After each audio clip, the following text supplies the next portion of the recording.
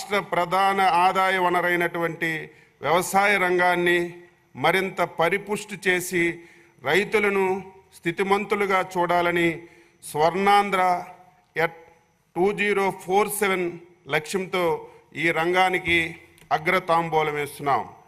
దేశానికి అన్నపూర్ణ పేరుగాంచినటువంటి మన ఆంధ్రప్రదేశ్ రాష్ట్ర ఆర్థిక వ్యవస్థకు వ్యవసాయ రంగం వెన్నుముక వంటిది. ఆంధ్రప్రదేశ్ రాష్ట్రంలో 62% జనాభా వ్యవసాయం అనుబంధ రంగాలపై ఆధారపడి జీవిస్తున్నారు. గడిచినటువంటి 5 ఏళ్ల కాలంలో పంటల సాగుకి ప్రాణాధారమైనటువంటి భూసార పరీక్షలను చేయడంలో విమర్శించారు.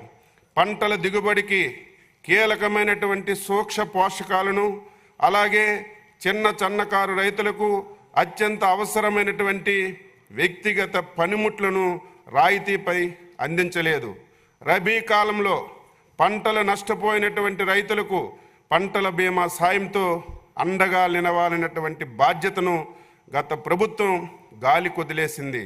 అంతేకాకుండా గత సంవత్సరంలో కరువు పీడిత ప్రాంతాలకు పంటల బీమా అందించాలని విచక్షణ కూడా మర్చిపోయారు. మన సంకీర్ణ ప్రభుత్వం అధికారంలోకి వచ్చినటువంటి 100 రోజుల్లో రైతు అభ్యున్నతే ప్రధాన లక్ష్యంగా భావించి వ్యవసాయ శాఖకు సంబంధించి భూసార పరీక్షా పత్రాలు జారీ, పొలం పిలుస్తుంది, డిజిటల్ వ్యవసాయంలో భాగంగా ఫార్మర్స్ రిజిస్ట్రీ ఏర్పాటుకు చర్యలు, పంట సాగులో డ్రోన్ వినియోగంపై అవగాహన మరియు శిక్షణ, కౌలు రైతులకు గుర్తింపు కార్డులు పంపిణీ చేశాం. ఆగస్టు సెప్టెంబర్ నెలలో రాష్ట్రాన్ని కుదిపేసినటువంటి వరదల్లో పంట నష్టపోయినటువంటి రైతులకు పెట్టుబడి రాయితీ సహాయాన్ని పెంచడమే కాకుండా నెల రోజుల్లోనే